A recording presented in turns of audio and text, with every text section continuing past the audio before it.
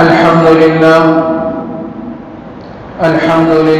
نحمده ونستعينه ونستغفره ونؤمن به ونتوكل عليه ونعوذ بالله من شرور أنفسنا ومن سيئات أعمالنا من يهده الله فلا مضل له ومن يضلله فلا هادي له ونشهد أن لا إله إلا الله وحده لا شريك له ونشهد أن سيدنا ونبينا ومولانا محمدا عبده ورسوله صلى الله عليه وعلى آله وأصحابه وبارك وسلم تسليما كثيرا كثيرا أما بعد فأعوذ بالله من الشيطان الرجيم بسم الله الرحمن الرحيم ولا تقولوا في سبيل الله أموات بل أحياء ولكن لا تشعرون صدق الله العظيم. قابل احترام عزیز دوستوں اور بزرگوں، محرم الحرام کا مہینہ ہم پر سایہ فگن ہے۔ یہ مہینہ اپنے دامن میں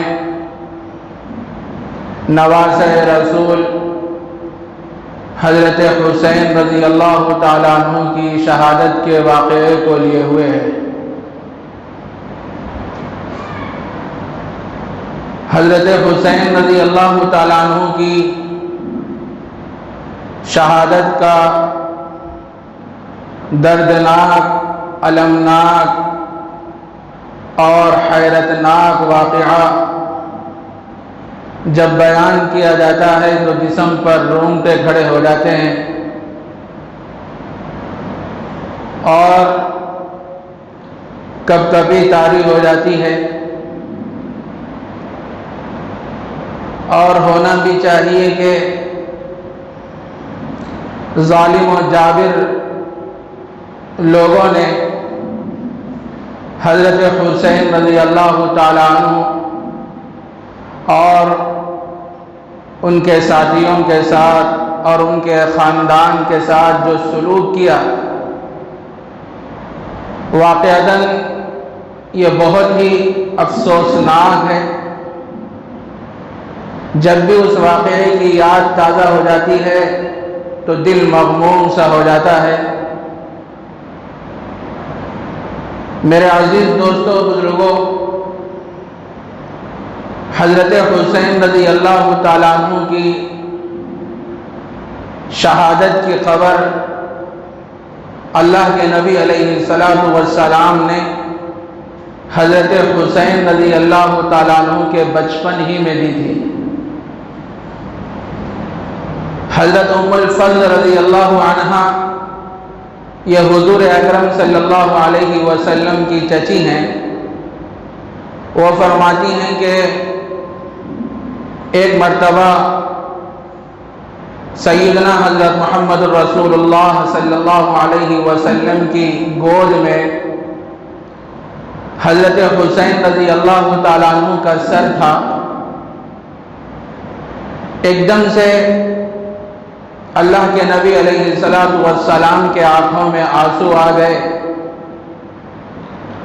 حضرت ام الفضل رضی اللہ عنہ فرماتی ہیں اللہ کے نبی علیہ السلام سے، اے اللہ کے نبی، آخر آپ کو کیا ہوا کہ آپ کی آنکھوں سے آنسو جاری ہیں؟ اس موقع پر نبی کریم صلی اللہ علیہ وسلم نے فرمایا، ابھی حضرت جبرائیل میرے پاس تشریف لائے تھے، انہوں نے فرمایا کہ اے اللہ کے نبی، آپ کی امت حضرت حسین رضی اللہ تعالیٰ عنہ کو شہید کر ڈالے گی، اور حضرت جبرائیل علیہ السلام نے اس جگہ کی مٹی بھی لائی جہاں حضرت حسین رضی اللہ تعالیٰ عنہ کی شہادت کا واقعہ پیش آنے والا تھا۔ اللہ کے نبی علیہ السلام نے وہ مٹی حضرت ام سلمہ کو دی اور فرمایا کہ دیکھو جب یہ مٹی خون بن جائے گی، خون ہو جائے گی، تو اس وقت حضرت حسین رضی اللہ تعالیٰ عنہ شہید ہو جائے گے۔ میرے دوستو، ہوا بھی ایسے کہ ہم سب جانتے ہیں کہ حضرت معاویہ رضی اللہ تعالیٰ عنہ کے انتقال کے بعد یزید جب تخت نشین ہوا تو یزید نے سارے حضرات صحابہ سے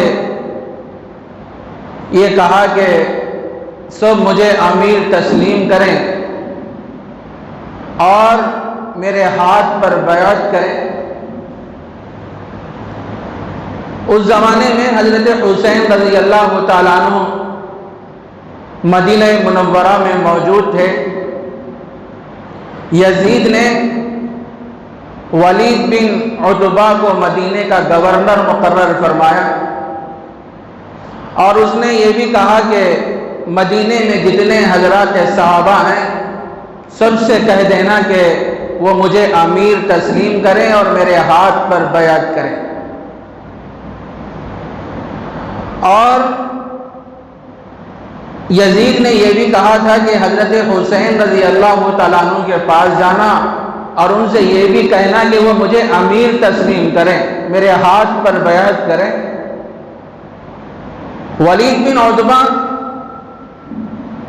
حضرت حسین رضی اللہ تعالیٰ عنہ کے پاس پہنچا اور وہ ساری باتیں سنایا تو حضرت حسین رضی اللہ تعالیٰ عنہ نے فرمایا کہ میں کسی بھی صورت میں یزید کو امیر ماننے اور امیر تسلیم کرنے کے لیے تیار نہیں ہوں، کیونکہ ایک اچھا آدمی نہیں تھا، محرمات کا ارتکاب کیا کرتا تھا اور اس کی زندگی روز روشن کی طرح لوگوں کے سامنے واضح تھی، سارے لوگ جانتے تھے۔ حضرت حسین رضی اللہ تعالیٰ عنہ نے فرمایا کہ میں کسی بھی صورت میں یزید کو امیر ماننے کے لیے تیار نہیں ہوں۔ بیعت کا اصرار بڑھتا گیا تو حضرت حسین رضی اللہ تعالیٰ عنہ نے مدینہ چھوڑ کر مکہ مکرمہ آپ چلے گئے۔ وہاں پہنچے تو اہل کوفہ کے خطوط آپ کے پاس آنے لگے، اس میں یہ لکھا ہوا تھا کہ ہم آپ کے ابا جان سے بڑی محبت کرتے ہیں، اہل بیت سے بڑی محبت کرتے ہیں، آپ ہمارے پاس تشریف لائیں، ہم آپ کو امیر ماننے کے لیے تسلیم کرنے کے لیے تیار ہیں۔ جب بہت سے خطوط آنے لگے تو حضرت حسین رضی اللہ تعالیٰ عنہ نے حضرات صحابہ سے مشورہ کیا تو سارے حضرات صحابہ نے یہی فرمایا کہ دیکھو اہل کوفہ بڑے غدار ہیں، دھوکے باز ہیں، بے وفا ہیں۔ حضرت ابن عباس نے بھی یہی فرمایا کہ تم کوفہ مت جاؤ حضرت حسین سے۔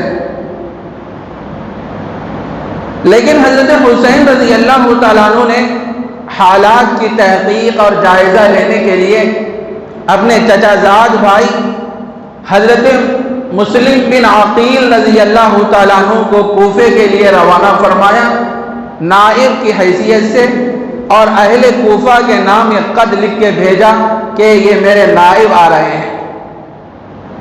جب حضرت مسلم بن عقیل رضی اللہ تعالیٰ عنہ کوفہ پہنچے تو کوفہ والوں نے بڑا شاندار اور والہانہ آپ کا استقبال کیا، آپ کی قدر کی، اور کتابوں میں لکھا ہے کہ 18,000 افراد نے آپ کے ہاتھ پر بیعت کی کہ ہم حضرت حسین رضی اللہ تعالیٰ عنہ کو امیر ماننے کے لیے تیار ہیں۔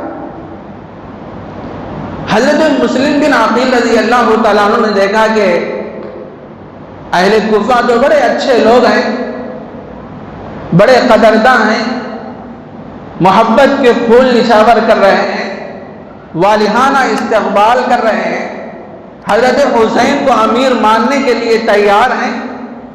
تو حضرت مسلم بن عقیل رضی اللہ تعالیٰ عنہ نے وہاں سے حضرت حسین رضی اللہ تعالیٰ عنہ کے نام ایک خط لکھا کہ یہاں کے حالات سازگار ہیں، آپ یہاں تشریف لائیں۔ حضرات صحابہ حضرت حسین رضی اللہ تعالیٰ عنہ سے فرمانے لگے کہ آپ اہل کوفہ یعنی کوفہ والوں کے پاس مت جائیں، وہ بڑے غدار لوگ ہیں، بے وفا لوگ ہیں، اور وہ لوگ اچھا سلوک نہیں کرتے۔ لیکن جب حضرت مسلم بن عقیل رضی اللہ تعالیٰ عنہ کا خط پہنچا حضرت حسین رضی اللہ تعالیٰ عنہ کے پاس، اس میں یہ لکھا ہوا تھا کہ یہاں کے حالات بڑے اچھے ہیں، سازگار ہیں، تو حضرت حسین رضی اللہ تعالیٰ عنہ اپنے گھر والوں کے ساتھ اور اپنے رفقا کے ساتھ کوفہ کے لیے روانہ ہوتے ہیں۔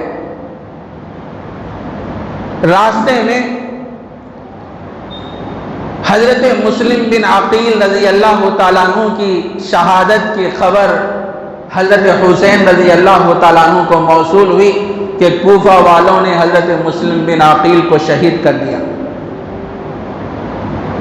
اور ادھر یہ بات یزید کو معلوم ہو گئی کہ کوفہ میں حضرت مسلم بن عقیل رضی اللہ تعالیٰ عنہ تشریف لائے ہوئے ہیں، اور ان کے ہاتھ پر کئی ہزار لوگ حضرت حسین رضی اللہ تعالیٰ عنہ کو امیر ماننے کے لیے تیار ہوئے ہیں۔ تو یزید نے اس وقت فوراً کوفہ کا گورنر عبید اللہ ابن زیاد کو مقرر فرمایا۔ عبید اللہ ابن زیاد جب کوفہ کے گورنر مقرر ہوئے تو وہاں انہوں نے پہنچ کر سب سے پہلے کوفہ والوں سے یہ کہا کہ دیکھو جتنے لوگ حضرت مسلم بن عقیل کے ہاتھ پر بیٹھ ہوئے ہیں، یزید ان کو سخت سے سخت سزا دے گا۔ وہ لوگ بڑے پریشان ہو گئے، ہیبت میں پڑ گئے۔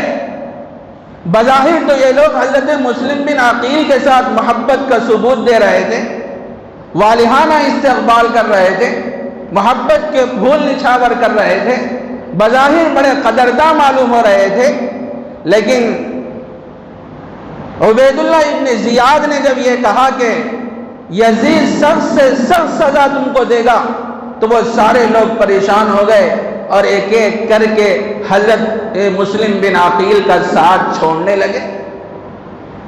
حضرت مسلم بن عقیل کو بڑی تکلیف ہوئی، یہ لوگ تو اتنے وفاداری کا میرے ساتھ معاملہ کیے، اور لیکن یہ عجیب حال ہے کہ ایک ایک کر کے میرا ساتھ چھوڑ رہے ہیں۔ اور ادھر حضرت حسین رضی اللہ تعالیٰ عنہ مکہ مکرمہ سے نکل گئے تھے کوفہ کے لیے۔ راستے میں حضرت مسلم بن عقیل کی شہادت کی خبر موصول ہوئی تو حضرت حسین بے چین ہو گئے، بے قرار ہو گئے، آپ کو بڑا صدمہ پہنچا۔ بہرحال آپ کوفہ کے قریب پہنچے تو وہاں پر یزید نے حر بن عید کو 1000 لشکر کے ساتھ متعین کر دیا، اور وہ حضرت حسین رضی اللہ تعالیٰ عنہ کو یہ کہنے لگا کہ یزید نے کہا ہے کہ ہم آپ کو گرفتار کریں۔ تو اس موقع پر حضرت حسین رضی اللہ تعالیٰ عنہ نے فرمایا کہ میں خود آیا نہیں ہوں، مجھے بلایا گیا ہے۔ اہل کوفہ کے بکثرت خطوط میرے پاس پہنچے، انہوں نے محبت کا اظہار کیا، عقیدت کا اظہار کیا، مجھے امیر ماننے کے لیے تیار ہو گئے، ان کی محبت میں آیا ہوں، میں خود آیا نہیں ہوں بلکہ بلایا گیا ہوں۔ تو وہ شخص کہنے لگا کہ آپ یہاں سے چلے جائیں۔ کتابوں میں لکھا ہے کہ حضرت حسین رضی اللہ تعالیٰ عنہ واپسی کا ارادہ فرماتے ہیں، اللہ کا کرنا ایسا کہ آپ بہت دور چلنے کے بعد بھی وہاں پہنچتے ہیں جہاں آپ ٹھہرے ہوئے تھے، جہاں سے نکلے تھے پھر وہیں ٹھہرتے ہیں۔ اللہ کا عجیب انتظام۔ آپ نے لوگوں سے پوچھا کہ یہ کون سا مقام ہے، تو لوگوں نے کہا کہ یہ کربلا ہے۔ حضرت حسین رضی اللہ تعالیٰ عنہ کربلا میں پہنچتے ہیں، اپنا خیمہ نصب کرنے کے لیے میخیں گاڑنے لگتے ہیں تو زمین سے خون نکلنے لگتا ہے۔ حضرت حسین رضی اللہ تعالیٰ عنہ کی بہن حضرت زینب رضی اللہ عنہا نے جب دیکھا کہ زمین سے خون نکل رہا ہے تو انہوں نے حضرت حسین رضی اللہ تعالیٰ عنہ سے فرمایا کہ بھائی جان یہ کیا معاملہ ہے کہ زمین سے خون نکل رہا ہے؟ حضرت حسین رضی اللہ تعالیٰ عنہ نے فرمایا بہن صبر کر، یہ مقام کربلا ہے، یہ میری شہادت کا مقام ہے، یہ شہادت کی جگہ ہے، یہاں سے خون نکل رہا ہے۔ آپ مقام کربلا پہنچے، غالباً محرم کی 2 تاریخ تھی، رات میں حضرت حسین رضی اللہ تعالیٰ عنہ ایک خواب دیکھتے ہیں، دو جہاں کے سردار سید الاولین والآخرین سیدنا حضرت محمد رسول اللہ صلی اللہ علیہ وسلم حضرت حسین کے خواب میں تشریف لائے اور فرمانے لگے اے میرے بیٹے حسین، یہ ظالم و جابر لوگ تجھے نہیں چھوڑیں گے، تجھے شہید کر دیں گے۔ یہ حضرت حسین کے خواب میں اللہ کے نبی علیہ السلام آ کے فرمانے لگے۔ میرے دوستو، جب 7ویں محرم آئی، 7ویں تاریخ تھی محرم کی، پانی بند کر دیا گیا، لا یذوق منہ قطرۃ، یزید نے اور عبید اللہ ابن زیاد نے یہ حکم دیا تھا کہ حضرت حسین رضی اللہ تعالیٰ عنہ کے خاندان والے اور آپ کے رفقا دریائے فرات میں سے ایک قطرہ پانی بھی نہ پیے۔ کئی لوگوں کو وہاں متعین کر دیا، بچے ہیں پیاس سے بلبلا رہے ہیں، بے چین ہیں، بے قرار ہیں۔ حضرت حسین رضی اللہ تعالیٰ عنہ بھی شدت پیاس سے بے چین اور بے قرار ہیں، پانی کہیں بھی میسر نہیں ہے۔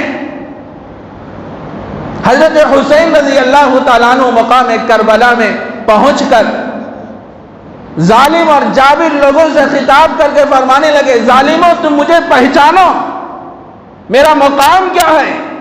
میں نواسہ رسول ہوں، رسول اللہ صلی اللہ علیہ وسلم کا نواسہ ہوں، میرے والد فاتح خیبر ہیں اور میری والدہ حضرت فاطمہ الزہرا رضی اللہ تعالیٰ عنہ یہ جنت کے عورتوں کی سردار ہیں، میرا مقام تو پہچانو۔ لیکن ظالم اور جابر لوگوں نے آپ کے مقام کو نہیں پہچانا۔ بہت کوشش کی ہے حضرت حسین رضی اللہ تعالیٰ عنہ سمجھانے کے لیے، لیکن وہ لوگ کوئی بات ماننے کے لیے تیار نہیں ہوئے۔ میرے دوستو، اس کے بعد وہ مرحلہ بھی آیا کہ ایک ایک کر کے سب شہید ہوتے گئے۔ محرم کی 10ویں تاریخ جمعہ کا دن سن 61 ہجری میں وہ مرحلہ بھی پیش آیا کہ آپ کے خاندان والے اور آپ کے رفقا ایک ایک کر کے ظالم اور جابر کے ساتھ لڑتے رہے اور جام شہادت نوش فرمائے۔ اس موقع پر حضرت حسین رضی اللہ تعالیٰ عنہ کے صاحبزادے حضرت زین العابدین اپنے ابا جان کے پاس آتے ہیں، آ کے فرماتے ہیں ابا جان سارے لوگ تو شہید ہو رہے ہیں، یہ ظالم اور جابر لوگ بے دردی کے ساتھ قتل کر رہے ہیں، ابا جان آپ مجھے اجازت دے دیں میں بھی اللہ کے راستے میں قربان ہو جاؤں، شہید ہو جاؤں۔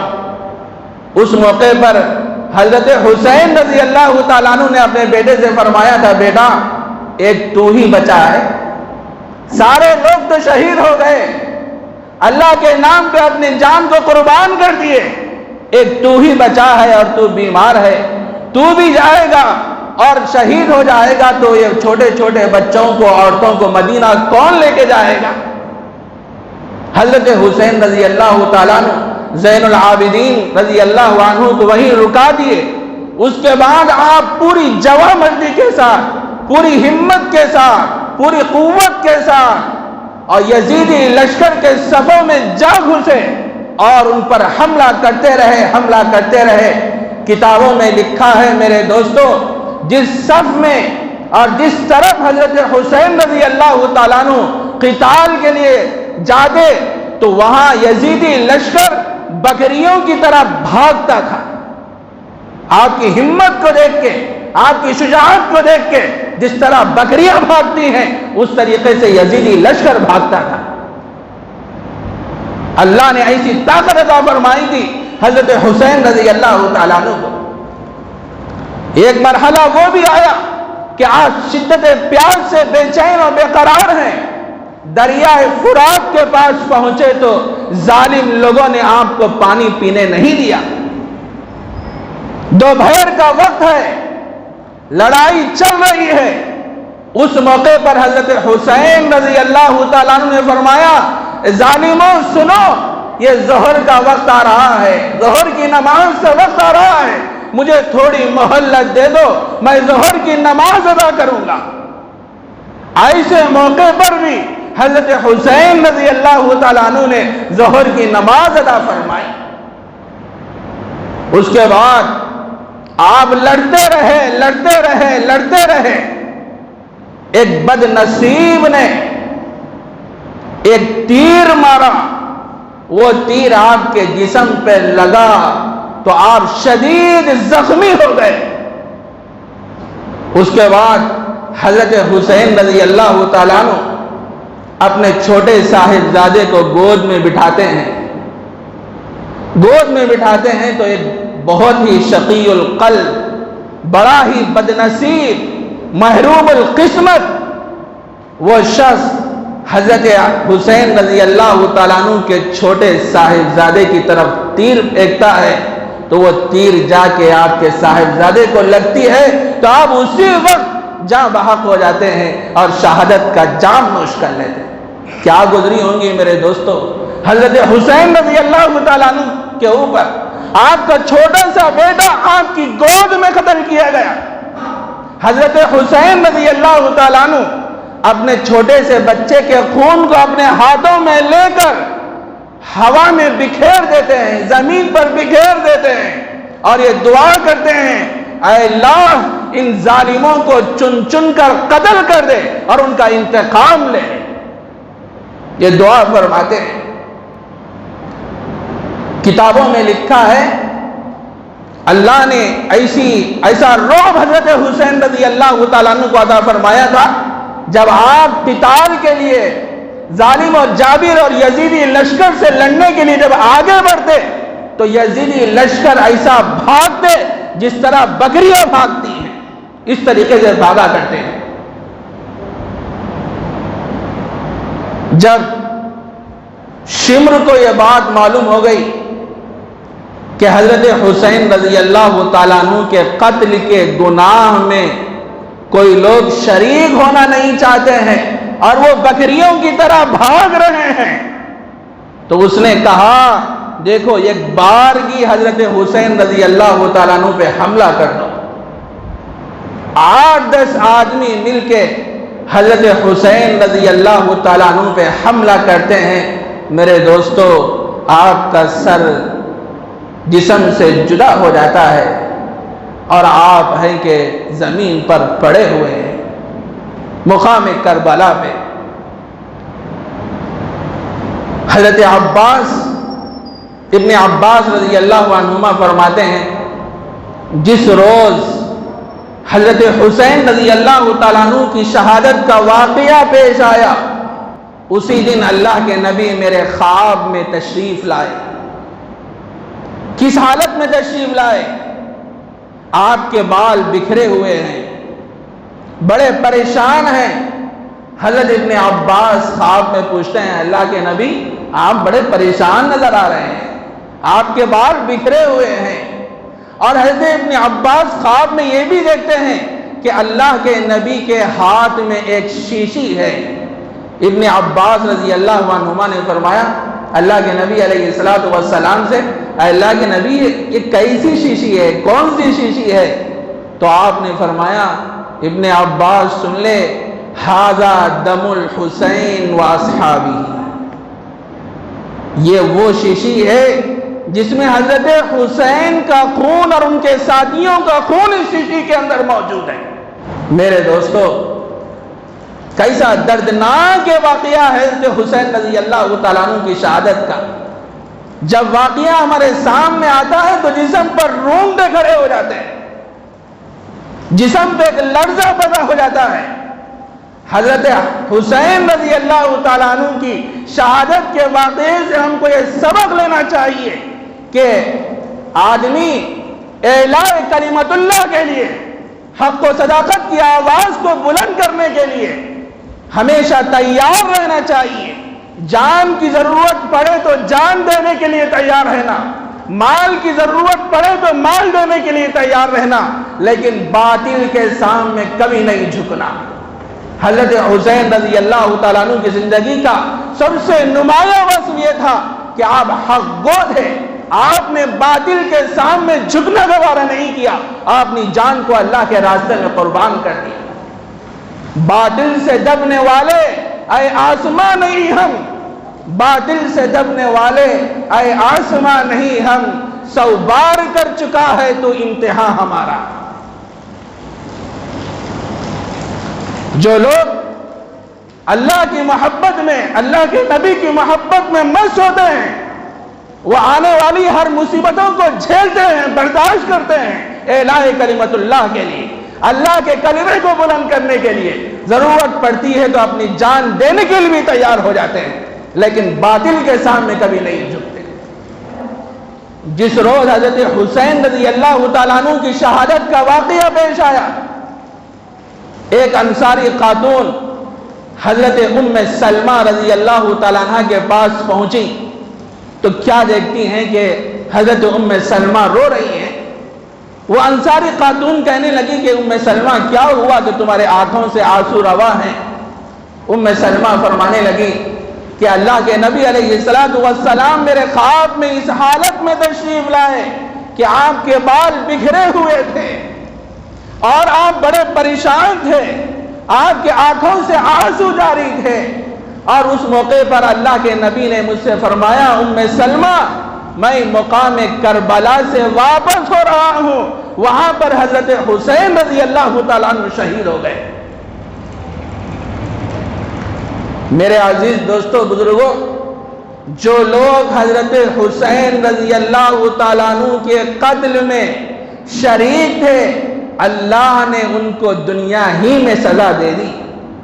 ابن اسیر وغیرہ نے لکھا ہے بعض لوگوں کے چہرے سیاہ ہو گئے، بعض لوگوں کے چہرے مسخ ہو گئے، اور بعض لوگ ہلاک کر دیے گئے دنیا ہی میں۔ ایک بوڑھا آدمی حضرت حسین کے قتل میں شریک تھا۔ اللہ کے نبی علیہ السلام اس بوڑھے کے خواب میں تشریف لائے۔ کس حالت میں آئے کہ آپ بہت ہی ناراضگی کے ساتھ اس بوڑھے آدمی کو دیکھ رہے ہیں، اور اللہ کے نبی کے ہاتھ میں تلوار ہے۔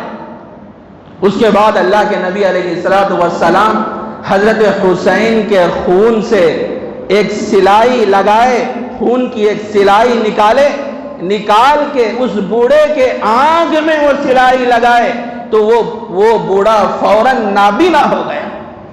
پہلے تو اس کی آنکھیں اچھی تھی، صبح میں لوگوں نے پوچھا ارے بھائی تم تو اچھے تھے لیکن ایک دم سے نابینا ہو گئے، تو وہ بوڑھا کہنے لگا کہ اصل میں بات یہ ہے کہ اللہ کے نبی میرے خواب میں آئے، حضرت حسین کے خون سے ایک سلائی میری آنکھ میں لگائے جس کی وجہ سے میں نابینا ہو گئے۔ میرے دوستو، جتنے حضرات حضرت حسین کے قتل میں شریک تھے اللہ نے دنیا ہی میں ان کو سزا دی۔ بہرحال یہ حضرت حسین رضی اللہ تعالیٰ عنہ کی شہادت کا یہ دردناک، المناک، حیرتناک واقعہ جب ہمارے سامنے آتا ہے تو جسم پر رونگٹے کھڑے ہو جاتے ہیں۔ حضرت حسین رضی اللہ تعالیٰ عنہ کی شہادت کے واقعے سے ہم کو یہ سبق لینا چاہیے کہ ہر حال میں اعلاء کلمت اللہ کے لیے، اللہ کے کلمے کو بلند کرنے کے لیے جان کی ضرورت پڑے تو جان دینے کے لیے تیار رہنا، مال کی ضرورت پڑی تو مال دینے کے لیے تیار رہنا۔ اللہ کے نبی نے حضرات صحابہ کے ذہن کو، مزاج کو ایسے بنایا تھا۔ یہ جذبہ ہمارے اندر پیدا ہونا چاہیے۔